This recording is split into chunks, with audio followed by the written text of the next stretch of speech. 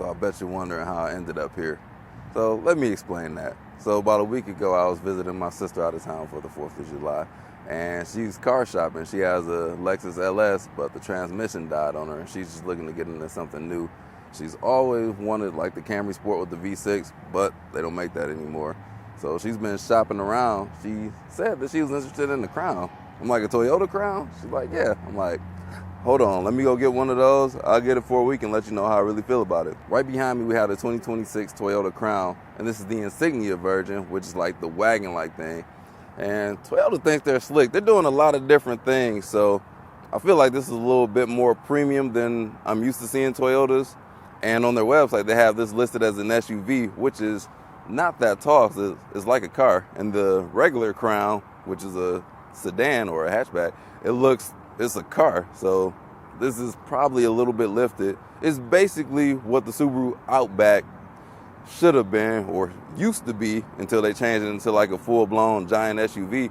But this is exactly what that is. This paint color is going to be called Storm Gray because it looks like a storm cloud and it's gray. Bluish tint to it. And the base price for this limited version is $44,000, almost $45,000. And this one is loaded as $54,000. The XLE trim, which is the only other trim that you can get on here, starts at about $44,000. And looking at the side, you can tell you got the Insignia due to the long roof silhouette over there. So that's going to be a lot of added practicality in the rear. And all of these Crowns are going to be hybrids and have all-wheel drive, so all-weather capability. Told y'all it's kind of like an Outback, but nicer. And then coming on to the back, it does have a towing capacity of 2,700 pounds. Where's the tow hook back here? Maybe that's an accessory we don't have. But coming on into the back, let's check out the practicality. They were gracious enough to give us a wiper. Sometimes we don't see those on all vehicles these days.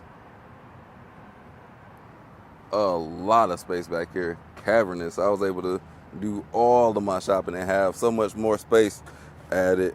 And then this is going to be one of those extra things that adds to the price tag. It's press vehicles, it's got everything here. Y'all know that by now. What do we have up under here? Tire inflator kit. It's a great place to tailgate if that's your thing. And by pulling this lever, you can fold down the seats from in front of you. You can take this bar off for the cargo cover, and that is like a leather material, more premium than what I'm used to seeing. Of course, we're gonna have a power closing tailgate. I'm 6 feet tall. I see clear over the top of this vehicle. So like I said, it's kind of like a car. It's not too much. I was parked next to a Ford Escape and a Chevy Blazer. This is shorter than that, so it's like a low-riding SUV. We'll come back to the back later. Let's take a look up under the hood, see what we got power in this. Oh, no strut braces, but we do have a 2.5 liter engine in here with a combined power output of 240 horsepower. Hybridized system, you can tell by the orange cabling up under there. So it's going to do 0 to 60 in like 7.1 seconds. All-wheel drive, as I stated. ECVT for the transmission. In all the car reviews I've done, this is the only car to have matched the EPA ratings. It was 39 in the city, 37 on the highway, but now I've averaged 39.4 miles per gallon. It was up to 40 at one point, but it's what they say about it, it is true. The Crown Insignia weighs 4,210 pounds and is able to tow 2,700 pounds. And there's a 14.2 gallon tank in here. So you will rarely need to go to the gas station. I've driven about 240 miles and I still have over a half tank left in here. So you rarely see that with these press cars for the week. I normally run out of gas between 250 and 300, but this one far exceeds the EPA. This Crown Insignia is just very efficient and very spacious, very practical. Not that many vehicles in this class that can do the things that the Crown Insignia does. So we're gonna go on into the back seat. Actually, let me show you it folding down because I forgot I left it there. And then we do have our baby seat anchor, so you can anchor your child in here if you have any little babies. And of course, if we fold the seats down, I'm not sure the volume, but it's going to be cavernous. A couple of cup holders in the middle there. We do have a panoramic sunroof, which is standard on the limited trim. I don't like how this bar is up there. It's a little bit thick, and that front window is kind of small, and it doesn't open. It's fixed. But the window in the back is quite large. Let's see what the ingress is like. Sitting behind myself at 6 feet. Slightly bump my head. Do that on just about every car today. Lots of head space. Got a couple inches above my head. Looks great from here, being able to see all the sun up there. But today's going to be 100 degrees. That thing going to be closed. So it's going to turn into an oven up in here. Spacious back here. Got a couple of inches of space in front of my knees.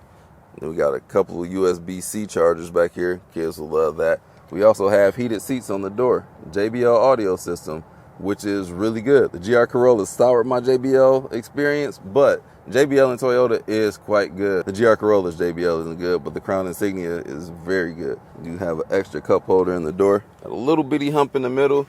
Let's see what this middle seat is like. It's normally kind of skinny, and this one's kind of skinny, so my head is almost touching the ceiling. But if I sit up a little bit, I got the space in the sunroof. But if I sit back, if I hit a big bump, my head gonna be and crack the ceiling. But it is pretty practical. I can sit back here, gotta straddle this hump in the middle, space for small kids, onto the front. Before I go up there to my sister Koya, I think this is a great space for the grandkids, so you're gonna enjoy it. Looks easy to clean, because we have this leatherish type of seats. Easy to wipe off. I know how those kids can be. And coming on to the front, where more of the magic happens. Gonna have all the features they had to offer on these Toyotas. Memory seats. Even the accents around here are bronze. I'll highlight those. Even the seats. Got the bronze stitching in the seats. Very comfortable seats. It's not like a sporty drive, not meant to bolster you and hug you, but they are comfortable and soft. These are heated and ventilated. But one of the things I noticed about the ventilation in the seats is not that strong. So on these hot days, I wish it could suck the air in a little bit more. A few features we got up here. We got this digital rear view mirror. Turn that to a camera, see behind you, super clear. Another thing, there are no buttons for the infotainment screen. We just have this knob right here. I like this color that's going around the trim everywhere. Down here, I noticed for some reason the AC doesn't default to on every time I start the vehicle. Don't know what that's about. The wireless charger, they need to go back to the drawing board on these, because all it does is make my phone hot. It's cool how it slides up in there. You can charge your phone, but you see I got this cable over here. Just bring you a charging cable, because this is just going to make your phone hot and not charge it at all. And the gear selector, if you've seen any of my previous videos, it's more of the same, but instead of a B down here, we have a S, and this is how you shift your gears to the right and back for drive, or I'm sorry, to the left. To the left and up for reverse. Neutral, you just hold it over, and sport mode, to the left, down, and you just go down to get it in sport mode. We have our drive mode selector here. I just drive it, park, boom. Drive mode selector. I just drive it in the custom mode, which I do eco, so push it up. We got Eco Sport, Normal. My custom mode, just show y'all the settings right here. I just got the powertrain, Eco, steering in Sport, air conditioning, Normal. The only other mode for air conditioner is Eco, which I don't even know what that does. Cup holders look funky. This piece comes out. Not sure why. And these armrests in Toyota, you can always just open them from either side and slide things around in here. Or if you want to open it from that side, it's kind of what they do. Got EV mode. You can force it into EV mode, but that only lasts for a limited amount of time. One of the things that makes this nicer as a Toyota, got power folding mirrors. And I got it set to when I park the car that those automatically fold. I think that's a nice, luxurious touch to it. We got our power liftgate button down there and the door to open the gas tank, which I always have a hard time finding those. So it's so long in between fill-ups on these vehicles. Then we got our automatic high beams. It looks like you can spray the headlights up there, and a window ionizer. The cluster's fully digital, bunch of information in there. You can customize it to do different things. So you can get navigation in the middle. If you have your, I want to say autonomous driving, your drive assist features going, you can do that. You can go over to the left side and choose what you want to display over there, your eco score, your EV ratio. Lots of different mix and matches you can do, the distance driven. Then there's also settings in here, which I said in most of my Toyota videos. I cannot stand this in the cluster. Should be in the infotainment screen. This 12.4 inch display over here.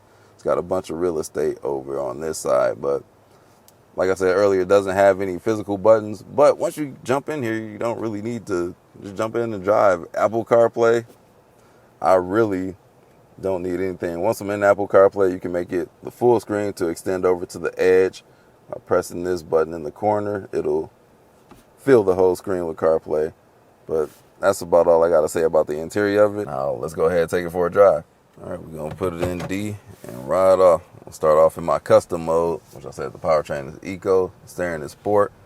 The steering feel in even Sport mode isn't the most, it's really light. It doesn't offer a ton of feedback, but this is not for that type of driver. It does have a Sport mode and paddle shifters, which I'm about to test out, but this is not the sporty application, or at least they didn't tune it to be. My Prius feels more sporty than this in the steering feel department, that is.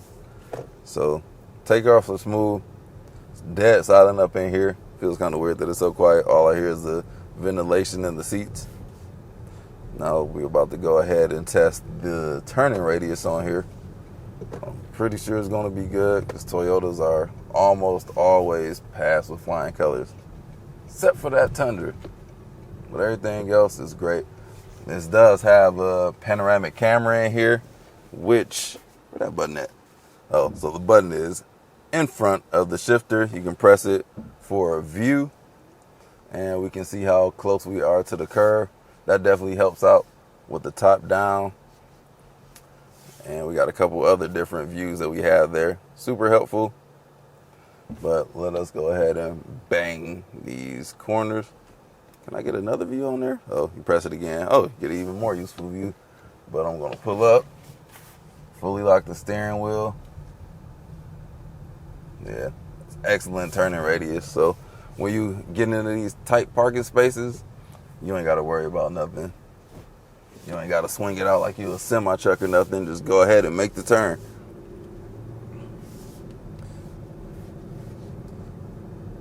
So sometimes you do hear the powertrain switch from EV mode to the actual engine. And this engine you can actually hear. It's a little, not as seamless as it is in my Prius. And I hate to compare the two because I got the plug-in version of the Prius. So it's different. But this is just my observation on notice. Driving those two back to back. So, and all other hybrids do it too. It's not as bad as other hybrids that I have driven, because that thing, the engine, you can hear it crank up and start up. But compared to other hybrid systems, it's quiet. But compared to my Prius, I notice when it switches over, which is, the engine is on a great deal more than my EV mode in the Prius. Actually, let me switch this to EV mode. Oh, can only make the EV mode only at a certain speed limit. Forgot about that. Spoiled with the Prius. Let me stop talking about my Prius. We're about to go over to our moon simulation so we can see how this soaks up the bumps, so we can test out the damping. Actually, this road is a little bit rough now. I don't even think I want to take this on the real moon simulator, because that thing is what tears tires apart. So I'm going to skip that. I'm going to just go by what we just drove on. So a bit bumpy, but it soaks it up.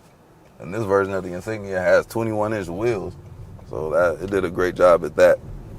Let me see what speed I can switch over to EV mode only. No, 21 miles an hour I was able to do it. 25 it turned off and it turns the engine back on. So if you're in stop and go traffic, that'll be ideal to use.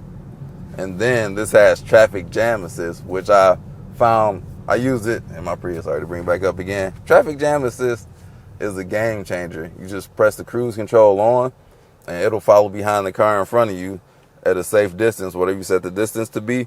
And you don't have to just sit there and you don't have to modulate the gas at all. The car will do it for you, which is pretty cool technology. You're probably scared to use it, but I wouldn't be that scared to use it because it does really well. It doesn't have any scary experiences that I noticed in there. So it does pretty well at keeping the distance and not speeding up too fast or jamming on the brakes too quickly. So I am going to test the sport mode. It's one of those things I haven't tried out yet, because while we're doing that in this vehicle, I guess I got to press the X to turn that camera off. You can see the frontal camera, all the camera angles when it's turned on. And like I said, that's very useful. 360 degrees camera. And this road is bumpy too. Not as bumpy as the part back there that I wanted to take y'all on. Still quiet. You got an isolated experience up in here. Sound deadening is good. Ride quality, excellent. As I said, the steering feel, I need a little bit more for my liking, but I'm going to take it into sport mode now so we can drain these MPGs down a little bit. So got a bunch of gas in here. I'm going to go ahead and drain that a little bit for Toyota. We do have all-wheel drive.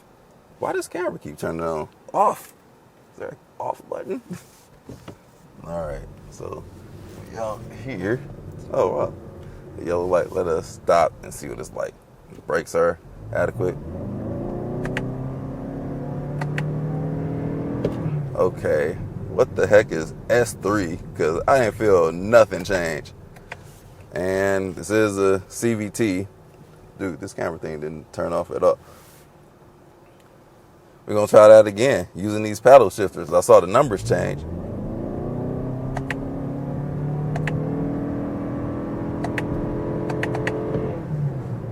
I don't know what these S numbers mean. I didn't feel anything shift. Maybe that S mode is not what I think it is. Maybe I should read the driver's manual, but don't always do that. But I guess I have to in this application. Going on to the highway, so we was able to chirp the tires a little bit on there. So it's got adequate power. You can hear that engine roar. You can see the MPGs deplete a couple tenths. Once I did that, merging on the traffic, going 55, stump it, 65, 70. Merging the traffic. It's not painfully slow, woefully slow, but you gotta know the vehicle. It's not a sports car. Y'all know that by now. I'm tired of saying that. So let me put it on the cruise control right now. I got it set to 70. It's keeping me at 60. It's gonna hold me in the line. I'm gonna sit here like Scene Salabine. Should not do this, doing this for demonstrative purposes only. Toyota has a great, I don't want to say autopilot, but not autonomous drive. I gotta watch out how I say that now. Drive assist features. They do a really good job at assistive features on driving. So road trips, this would be impeccable on road trips. Long family hauls, this thing would shine, especially with the gas mileage. Practicality, the safety features that it does have, traffic jam assist. If you take the long road trips, you're going to run into traffic somewhere, especially around Nashville. Always happen. But excellent vehicle. So, to my sister, Koya, highly recommend you get one of these. Highly, highly recommend it. I don't think there's another vehicle that I would recommend for you and your family in the situation, especially coming from a LS. It's not going to have all the features as an LS. Do you necessarily need that? It's nice to have, but this would be a great place to land. It's got probably all the features that your LS has, but it doesn't have those vanity mirrors in the back for when your chauffeur drives you around, so that's going to be a bummer. But if you can live without that, this is a nice place to land. That's all I got to say about the 2026 Toyota Crown Insignia. Excellent vehicle. I like it a lot. And someone asked me, got to bring up my Prius again, sorry, why didn't I get one of these as opposed to my Prius? If I didn't buy the plug-in version of the Prius and I was shopping for one of these, this wasn't on my list, nor was the hybrid version of the Prius. But if I were shopping for a hybrid version, I would probably have taken this over the Prius. It's not that much less efficient from what I've noticed. I don't drive my Prius in hybrid mode. I just drive in EV mode until it runs out. But 40 miles a gallon in the vehicle of this size, that's phenomenal. I don't see that ever, especially matching the EPA numbers. So that is awesome that it does that. Why does this thing keep on coming on? Stop it now. I don't know what's going on with this camera. But that's all I got to say about it. If you have any comments, drop them down below. Yeah, you guys remember to drive safe. I'll catch you all in the next video. Peace out. Figured out this camera thing. So I was touching buttons. There's like an automatic view that once you come up to a certain area, the camera automatically turns on. Turned it off, and we are good now. That was user error.